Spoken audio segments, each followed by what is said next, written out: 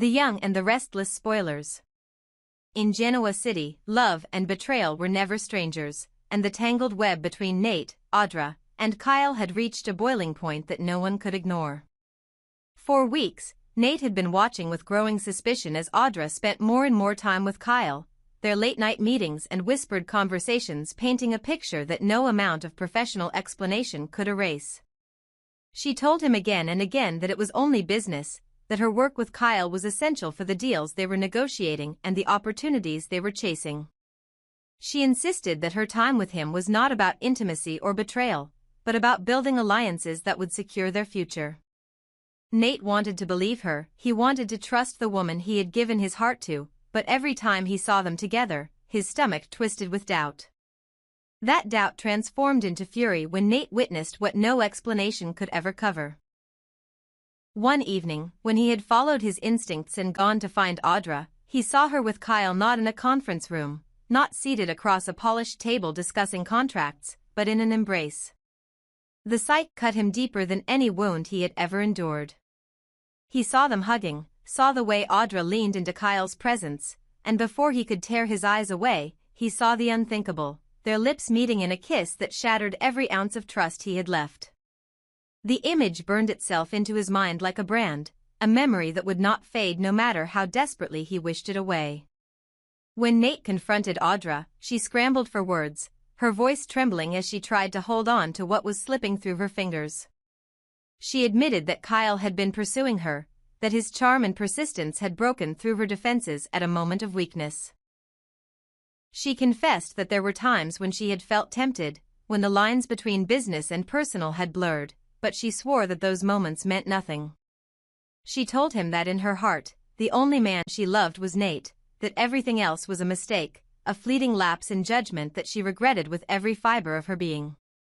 Her words poured out in a desperate rush, part confession, part justification, part plea. But to Nate's ears, it was not a declaration of love, it was an excuse, a defense crafted to shield her from the full weight of her betrayal. Audra clung to the belief that she could salvage their love, that Nate's trust was something she could still rebuild if she could only convince him that her loyalty had never wavered in spirit, even if her actions had faltered.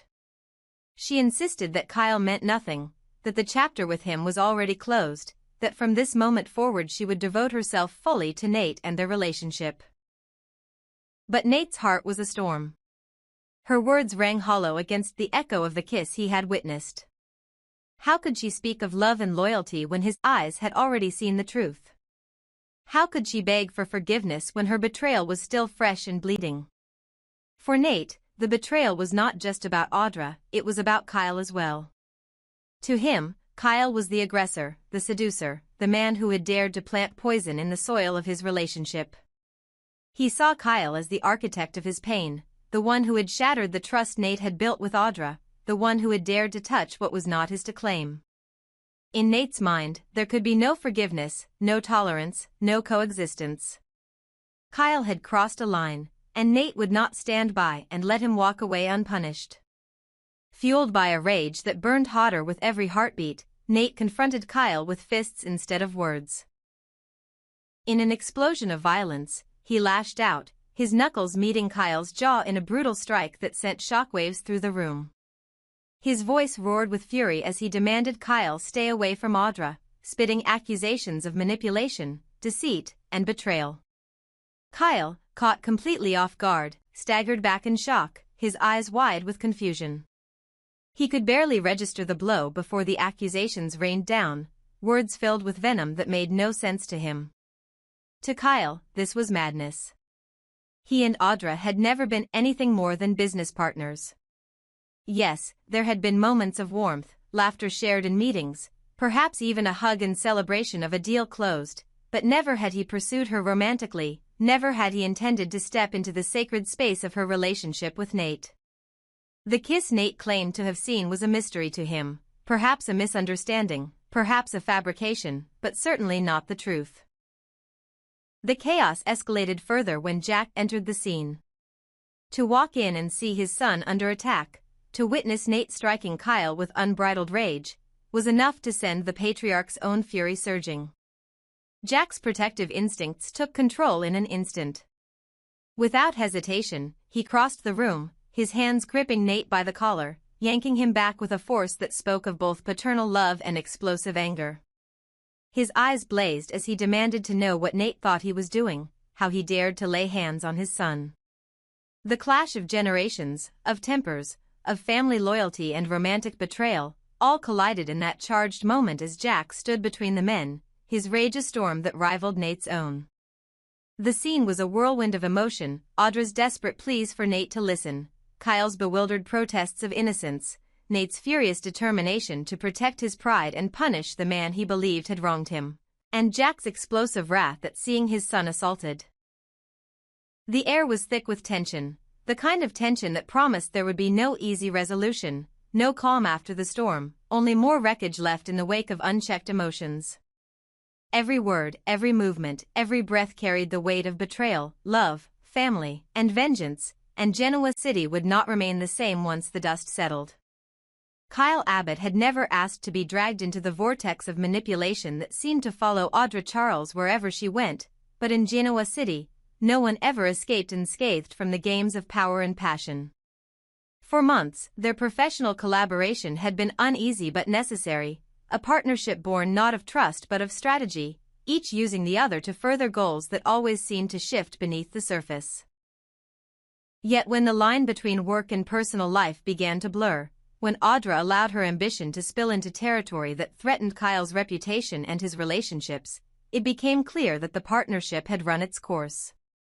No amount of business success could justify the storm of lies she unleashed in her desperate attempt to hold on to Nate, and Kyle was not about to stand by as his name was dragged through the mud of her betrayal. Audra's decision to twist reality, to spin a narrative where Kyle was the seducer, the man who lured her into temptation, was perhaps her boldest gamble yet.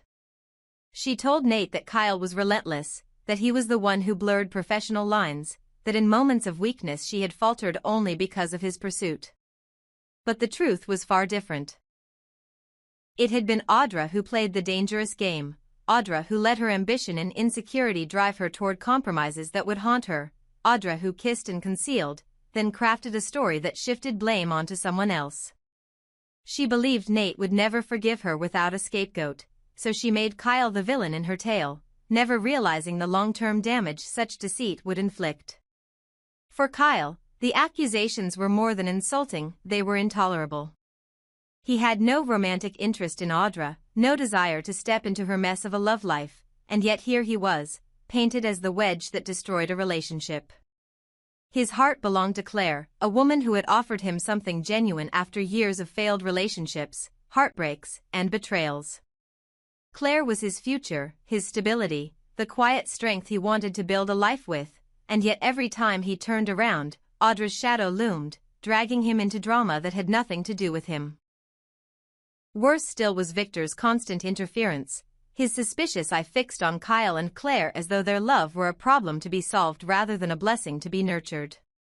Victor Newman, ever the patriarch, could not resist passing judgment, weaving his power into places it did not belong, and in his efforts to protect his family, he had become one of the greatest obstacles to Kyle's happiness. What Victor failed to see, or perhaps refused to see, was that Kyle and Claire's connection was not a threat but a chance at healing. They were two people who had endured more than their fair share of chaos, who had clawed their way through betrayal and manipulation, and who finally found solace in each other's arms. Kyle did not need Victor's approval, nor did Claire, but the weight of his judgment was heavy nonetheless. Victor's constant doubts and warnings, his disapproving glares and whispered suggestions, created cracks that threatened to widen. Kyle wanted nothing more than to shake him, to make him see reason, to tell him that his interference was unnecessary and damaging. If Victor truly cared about Claire's happiness, if he wanted the best for his granddaughter, he should step aside and let her choose her own path instead of shackling her to his paranoia. Meanwhile, Nate's world remained clouded with anger and confusion. His love for Audra blinded him to the truth, but doubt gnawed at the edges of his heart. He replayed the scenes over and over in his mind, Audra's explanations, her tearful confessions, her pleas for forgiveness. He wanted to believe her words, wanted to hold on to the image of the woman he loved rather than face the possibility that she was lying to him. And yet, the more he thought about it, the more it didn't add up. Kyle's confusion, his insistence that nothing had happened between them, his visible shock at being accused, it all felt too real, too raw to be an act. Nate was not a fool, and though his pride urged him to lash out at Kyle, his instincts whispered another possibility, that Audra was playing him, that every excuse, every half-truth, was designed not to protect their love but to protect herself.